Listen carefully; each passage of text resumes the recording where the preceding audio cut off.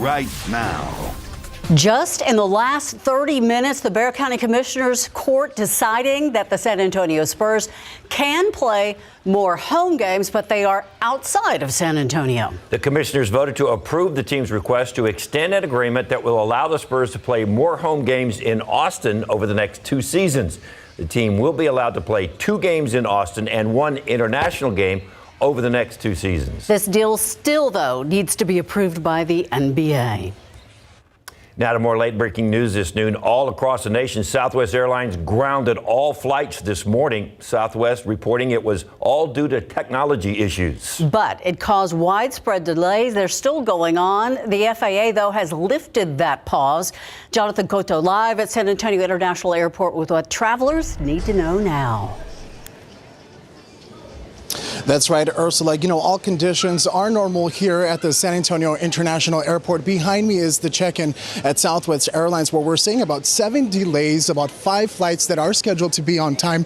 Most of the delays here this morning are being pushed back an hour or 2 hours tops. Now, we do know that the Federal Aviation Administration lifted the ground stop for Southwest Airlines earlier this morning, issuing equipment, citing that the grounding was due to equipment issues. In a tweet at 11:35 a.m., Southwest said it had resumed operations. Now here at the San Antonio International Airport, we spoke with Southwest customers who were attempting to get on their flights. This is what they had to say. So far, so close to being on time. We just it's a work trip, so we're going for work to a conference, and we just got the little text delay saying, oh, it's been moved by 20 minutes. So you immediately start to get like, oh, here we go. Here we go again. But it's only been 20 minutes, and there's been no other updates since, and we're in the terminal and checked in and bags checked, so okay. I still like Southwest. I still like them. They're friendly. And as you can hear, some folks are clearly not disappointed with the service that Southwest provides. Southwest says that their customers are eligible to reschedule their itinerary if they purchased their flights through their website. They can go either online or through their phones to reschedule their travel plans. Reporting from the San Antonio International Airport, Jonathan Cotto, KSAT12 News. Thank you very much, Jonathan. And if you were watching us on KSAT12 News this morning, GMSA, you saw this fiery crash live on the air about 5 o'clock. A big rig caught fire this morning on I-35 near New Laredo Highway. What a scene. It has led to hours of traffic issues. We're going to be checking in with Stephen Cavazos. He's been following this story for really the last couple of hours now. But first, we're going to track the rain chances. Justin Horn has the latest, and there is a chance for some rain. Justin? There is a chance, but it's going to be hit or miss type stuff. And we really have not seen a lot here in San Antonio today. We've had some showers down to the south, a little bit of drizzle this morning, but nothing of great significance. So let's jump right to the radar, and I'll show you that it's pretty quiet. We see a few very light returns here and there, and we are noticing some droplets on our live cams. So there is still some drizzle and perhaps light shower activity out there. Again, it's just not going to amount to very much. We'll keep some light showers in the forecast today, along with some mostly cloudy skies. You see all the cloud cover here. Starting to see some breaks here and there, so the sun may try to pop out in spots, and if it does, temperatures will warm up quite a bit. 75 right now in Pleasanton, 71 here in San Antonio, but notice what the sun is doing for Cotulla. 83 there, one of the warm spots on the map. And around Bexar County, low 70s at this hour. We should see mid to upper 70s for highs today. The KSAT 12-hour forecast, mostly cloudy. We'll keep in a 20% chance of rain, 76 at 6 o'clock, 73 at 7 p.m., and 72 at 8 o'clock with a 20% chance of rain. We'll toss it over to Stephen now with a look at that accident earlier.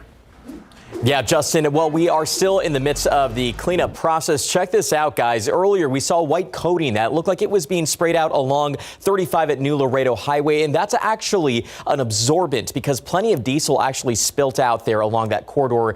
Now, the area has been shut down in the southbound lanes near New Laredo Highway. Miraculously, the people that were inside that 18-wheeler were not seriously injured, and they were not needed to be transported to the hospital. But let's get a look at that video from earlier. Thank you, Gab. You can see see the flames that had built out there for quite some time. Now, remember, this happened sometime after 5 this morning, and you saw that first responders out there in the distance were working to make sure that traffic did not come anywhere near those flames. And again, miraculously, those 2 people who were inside escaped with little injuries there, but you could see the fire actually even scorched some of the grass out there. So again, it led to a big delay for traffic. We still have first responders out there on the scene. They were coating that with that absorbent for that diesel, and it does look like they're making some repairs to the asphalt out there, because right now it's not clear how safe it is to drive through those conditions. They have to test the integrity of the roadways, and that could take a little while longer, but we want to make sure you avoid this area if you can, because we still have a lot of that traffic that's been backed up at least 3 miles close to Somerset Road. So again, southwest side, if you know people that are heading out of town, just avoid the area. Maybe look for a different route. But we also still have that road closure. Don't forget, over here at Culebra Road, the eastbound lanes near General McMullen Drive closed due to that sinkhole that was reported yesterday. Crews from Public Works anticipate they should have one, if not both lanes opened as early as Thursday. But we're going to be watching that area very closely. Wide look at the map at this noon really just shows some quiet roadways. But back here is going to be the main headline for a little while longer. Just pack your patience. Make sure that you watch out for the crews out there and scan this QR code, because that will take you directly to our KSAT traffic page. It not only has that full list of closures, but don't forget, it also has information regarding any incidents that pop up on the roadway. So always good to know before you have to go. Ursula. Thank you, Stephen. Good advice there. And we want to tell you a little bit more about that giant sinkhole that's in the pavement on the west side. It is still there, as Stephen just said. However, the storm drain pipe that caused that collapse of the pavement has been replaced. That's according to an update from the City of San Antonio's Public Works Department. The city telling us that the broken pipe is the reason for the sinkhole on Culebra Road near North General McMullen. Right this minute, crews are still examining the drainage infrastructure around here in the street around this hole. The eastbound lanes of Culebra Road going to be staying closed for a while. And as Stephen said, they may be open perhaps on Thursday. Meantime, a fight between 2 women overnight ending with a man getting run over by a truck. San Antonio police say it happened just after 2 a.m. in the 1400 block of North Main, just north of downtown. SAPD says a fight broke out between 2 women in a bar parking lot. One of them punched the other in the face. Then police say that one of them jumped into a truck and then ran over a man who was with the woman who was punched. The driver took off, the man taken to the hospital. Police say the driver, when found, will be charged with failure to stop and render aid. Also new at noon, what was thought to be perhaps a deadly crash on I-35 over the weekend may have been a road rage murder. The Bexar County Medical Examiner's Office now says a young man was shot in the head before the car crashed in Selma. Witnesses told Selma police that Joseph Benales' vehicle swerved near the Forum Shopping Center, then struck a median. Benales was a 22-year-old nursing student at UIW. His family told KSAT they believe he was the victim of a road rage incident. The family says Benales had just dropped his girlfriend off at her house after a military ball and was on the phone with her during that crash. They tell us she heard the engine rev up and then heard a bang. Then the phone cut out. Benales was pronounced dead at the scene. So how bad was the season for the Spurs? They lost like 60 games, and then they lost the coin flip. We'll explain what effects that has on the draft for them coming up. Not very. The high-stakes defamation lawsuit against Fox News proceeds today. I'm ABC's Justin Finch with details outside of court.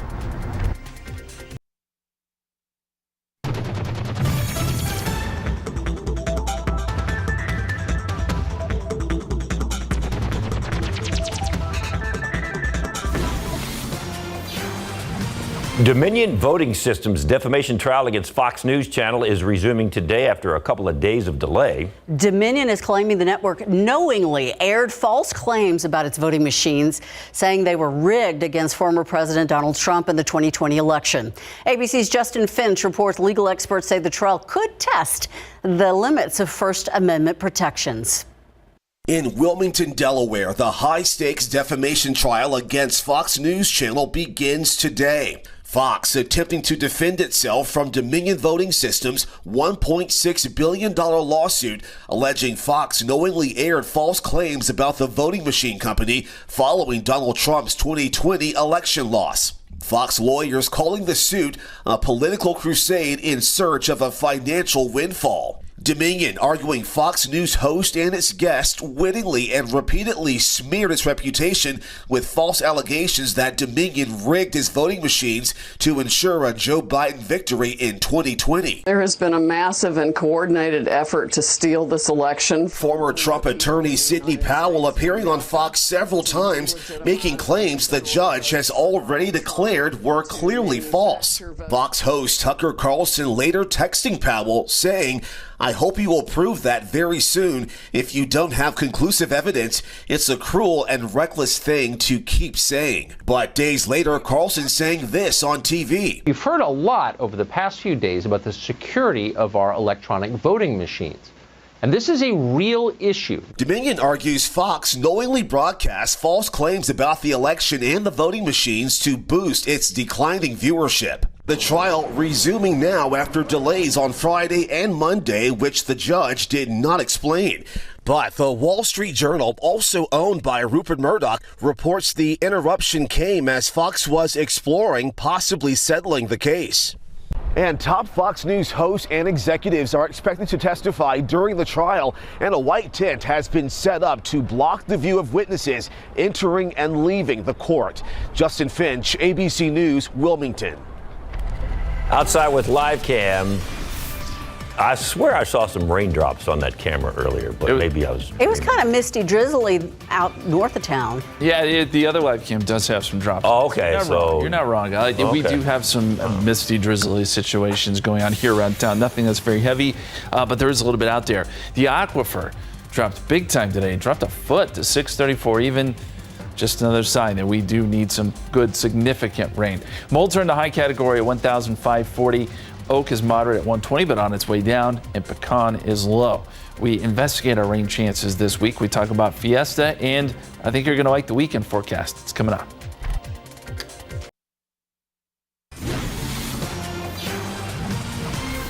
Today is Holocaust Remembrance Day, a day to remember and a day to honor the 6 million Jews who perished in the Holocaust. It's also a time to celebrate those who survived. Tiffany Huertas has a look at how the San Antonio community came together to honor this day. It is our Jewish Day of Remembrance. Leslie Davis Met, director of the Holocaust Memorial Museum of San Antonio, says today Jews around the world are observing Yom HaShoah. It is our opportunity to join together to remember the more than 6 million Jews that died during the Holocaust, as well as others, and including those that survived and liberators that helped rescue those impacted by the Holocaust. Leslie says the San Antonio community came together last night. One of our local synagogues where we joined together as a community and remembered those that were no longer with us, as well as celebrating those survivors and their families and their generational survivors that are still amongst us. Leslie also sees this day as an opportunity to educate the community and invite them to the museum. We do have a full array of the history from before the Holocaust, how it led up to the Holocaust. The Holocaust Memorial Museum of San Antonio is located at the corner of Wurzbach Parkway and Northwest Military Highway. The museum is free and open Monday through Friday from 9 a.m. to 3 p.m. and then the first and third Sunday afternoon of every month. We really focus now on what are the lessons that we've learned from the Holocaust. How can we carry those forward, not only in remembering Jewish hatred and anti-Semitism and combating that in our communities, but also all forms of hate and prejudice and bigotry. Tiffany Huertas, KSAT12 News. All right. We are enjoying what could be a bit of rain before we have an absolutely stunning first Fiesta weekend. Is that correct? That's the way it's shaping up to be, yes. I think at least Saturday is going to be awesome because we'll get a cold front through here. It'll be cooler. We're talking the lows potentially in the 40s and 50s, if you can believe that. First, though, we got to get through this muggy stretch, and it is muggy out there. That's creating some rain, or at least light showers. I want to show you the radar real quick, and you'll notice everything we have on here is very, very light. But we are noticing some mist and drizzly type stuff falling across the city of San Antonio. We're starting to see the returns pick up just a hair. So expect maybe to have to use the windshield wipers a little bit early this noon. As we look a little closer here, yeah, some light returns showing up along I-10 there. Maybe some very light showers there along Highway 87. And we're also noticing a few returns in places like Pearsall, a little shower there. Nothing, again, that's going to be very heavy or significant, but we may see this for a couple more hours. And we've got a lot of cloud cover at the moment too. As we look at the big picture here with clouds, you can see there are some breaks here and there, but not many. And I'm starting to see some more development back out here in Medina County and again down towards Pearsall. So some of these showers may continue to work through San Antonio here next couple of hours. Just be aware, you may want to have the umbrella with you. If you're watching us from Lakey, sun's trying to pop out there. Same story in Del Rio. The sun is out and temperatures are jumping up as a result. So as we look at the forecast here, this does show a few showers even into the evening hours. We'll keep a 20% chance in the forecast. And then as we head into the overnight hours, clouds begin to thicken up, they return, and we'll keep a very small chance of shower in there. Although I think tomorrow you'll see less coverage as far as rain is concerned. This is around 2 o'clock, not seeing much at all, but we do need to point out, you see that thunderstorm potentially tomorrow afternoon, tomorrow evening on the Rio Grande. That is a possibility. And if we do see a storm pop up, then it could be strong to severe. I think most of this stays west of San Antonio, but that is something we're keeping an eye on tomorrow. And there is a risk for that. Storm Protection Center has our western counties in an isolated risk for severe weather. So something to watch over the next couple of days. There's the scene outside right now. Still cloudy at the airport, 71. Dew point is at 64. South-southeasterly winds currently at about 7 miles per hour. And we showed you that satellite picture. Here's a look at the temperatures. 82 in Cotulla. That's because the sun is out. Warmer in Del Rio, too. Same story, 77 there. But underneath the clouds, we're in the low 70s. Hondo, San Antonio, New Braunfels, you're sitting at 72 right now. And around Bexar County, even some 60s still in places like Helotes, where it is 68. A lot of moisture. What a change from yesterday, right? We had a huge amount of moisture surging overnight, and dew points are in the 60s, even close to 70 in some cases. So the mugginess, well, that sticks with us next couple of days. Through Friday, then our front comes through, dries out for the weekend. The KSAT 12-hour forecast. We'll keep that small chance of rain going through the afternoon, even into the evening hours tonight. Temperatures in the upper 70s. And then tonight, 60s with cloudy skies. There could be a little bit of fog and drizzle that redevelop tomorrow morning, too. 81 on your Wednesday, 84 Thursday for Fiesta. We're going to have to watch for a few showers and maybe a thunderstorm during the day on Thursday. Small chance Friday as our front comes through, and there's the payoff this weekend. 73 on Saturday with a morning low of 50. Now, there are some changes. Did have to add back in some rain chances on Sunday and Monday. Just some small rain chances at this point, but temperatures are still comfortable. 74 Sunday, 77 on Monday. Very nice. Thank you. It was a bad season for the Spurs, no doubt, but it didn't get any better last night either. And Hines Ward and the Brahmas have their work cut out for them this weekend. Part of it they can control, part not. We'll talk to him coming up next. 6 NBA teams did not have good seasons. They had identical regular season losing records, and that means they are in the lottery and have a chance at a very high draft pick. But first, those ties had to be broken last night with a coin flip. The biggest concern here in San Antonio was the random drawing between the Rockets and the Spurs. They both finished with 20-22 and 60 records. And unfortunately for San Antonio, the Rockets won the coin flip and will enter the NBA draft lottery with the second worst record, while the Spurs will have to settle for the third worst. Okay, the Rockets cannot fall past 6th in the draft, and the Spurs will draft no lower than 7. That's all that means. So here's the draft lottery probability for winning the first overall pick and what many consider Victor Wembanyama. So Detroit, Houston, and San Antonio, all three have the same probability of getting that first pick at 14%. The Hornets come in at 12.5, followed by the Blazers at 10.5. We are 9 days away from the start of the 2023 NFL Draft, and the Houston Texans general manager is having to defend himself about a rumor that he plans to leave the team after the draft is over. Casario is in his third year as the Texans GM after the Texans hired him back in 2021. Nick held a press draft presser yesterday, and during his opening statement, he had this to say about the rumor. You know, before we take any questions, quite frankly, I'm almost embarrassed that I have to say anything. I mean, honestly, I feel like Leonardo DiCaprio in The Wolf of Wall Street, but I'm not leaving. There's never really been any substantive discussions of the sort. Grateful and appreciative of the opportunity that my family and I have here in Houston. You know, unfortunately, I think this time of year, there's a lot of information and a lot of topics that are discussed. Some are more accurate than others, and I think it transcends multiple landscapes.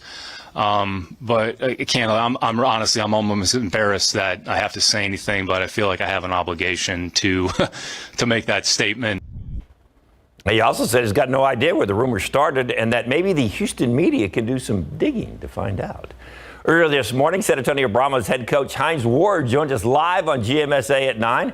The Brahmas are still in the XFL hunt for the playoffs. They have a big job on Saturday against D.C. in the Dome, though, and then they are hoping that the Arlington Renegades lose to D.C. on Sunday. If that happens, then the Brahmas are in. Coach Ward talked about preparing for D.C., the top team in the league this year. San Antonio is coming off a come-from-behind victory over the Guardians. Coach Ward talked about preparing for a weekend that will keep the season alive or end it all. Same approach. I mean, we only can control what we can control, and that's going out and getting a win with D.C., and then figuring out on Sunday and watch the Arlington-Houston game and hope for the best. Our players have fought all season long, so it was encouraging to see them getting better from from day one until to the end of the season. So as a coach, you're super excited about that, and you see the development, you see the improvement. Now, we just we need a little luck on our side, and hopefully DC players can go out and enjoy the Fiesta a little bit and see if we can find a way to win this game. Kickoff Saturday in the Dome, set for 2 o'clock. You notice he had his Fiesta medal on, so that's another first for the XFL team Brahmas here in San Antonio. They got their first season and their first medal. So first Fiesta. Yeah. All right. We'll be right back. Meantime, YouTube rolling out new restrictions. We have some content that's going to be getting blocked, all in an effort to address eating disorders. And SA Live, get ready for some Fiesta fun later on this afternoon. Where's everybody? I don't know. They're getting ready for the fun. Apparently they're not there, or they're eating that vegan version of a popular Fiesta food. We'll check in with Mike and Jen coming up next half hour. They better get to work soon. They're late. I'm going to tell the boss. All right, new today at 5. It has happened again. Incredibly, the same woman who almost lost $200,000 in a vacant land scam found another lot to build her home. And yeah, you guessed it. It was also listed by an imposter. I can't believe this. Coming up at 5, we have her story. Marilyn Moritz explaining how you can be alerted to the actions taken on your land or home.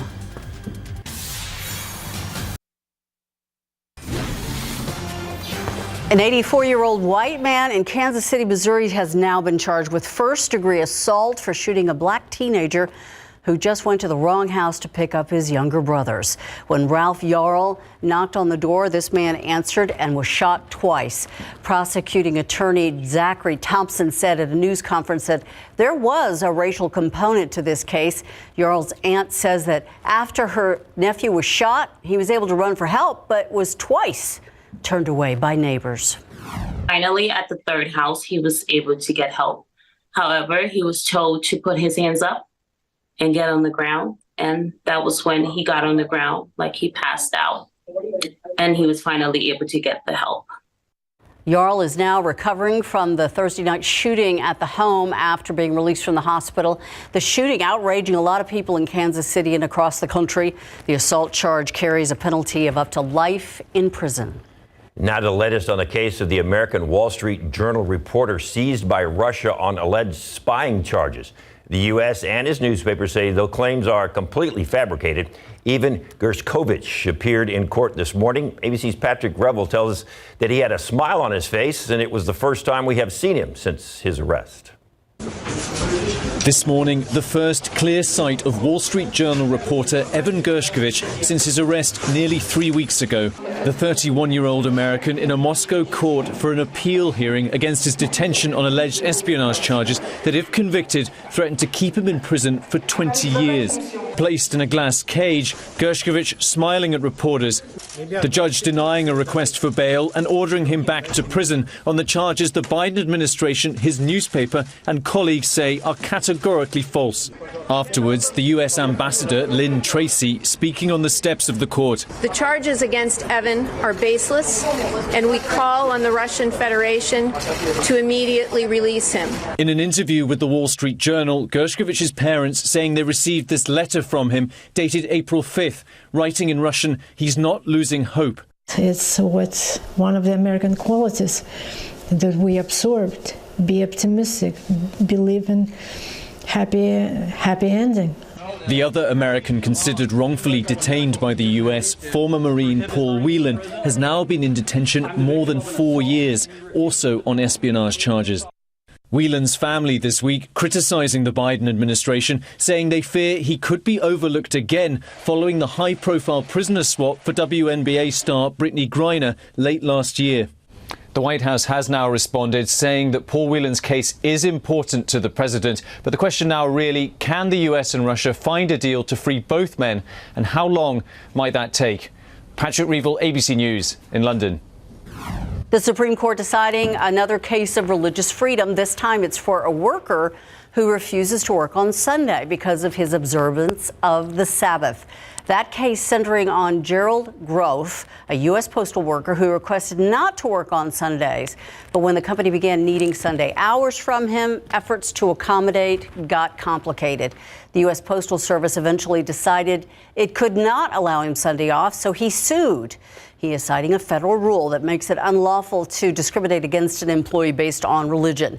A district court and an appeals court ruled against the worker, but now the case goes before the Supreme Court and it will make the final decision. Today, President Biden signed an executive order aimed at expanding access to long-term care and child care.